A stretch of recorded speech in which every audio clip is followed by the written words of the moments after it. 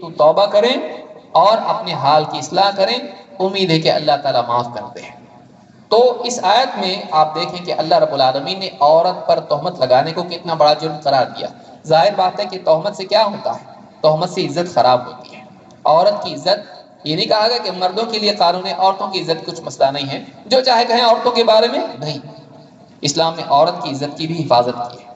بلکہ اللہ تعالیٰ نے فرمایا ان الذین یرمون المحصنات الغافلات المؤمنات، وہ لوگ جو پاک دامن، بھولی بھالی، ایمان والی عورتوں پر زنا کی تہمت لگاتے ہیں، لعنوا فی الدنیا والآخرہ، ان پر دنیا میں بھی اللہ کی لعنت ہے اور آخرت میں بھی اللہ کی لعنت ہے۔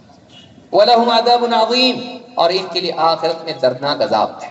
آپ دیکھیں نہ صرف دنیا میں ان کے لیے سزا ہے، بلکہ اللہ کے ہاں وہ ایسے مجرم ہیں کہ اللہ کی لعنت کے بھی حقدار ہیں، اس کے عذاب کے بھی حقدار ہیں۔ نہ صرف دنیا میں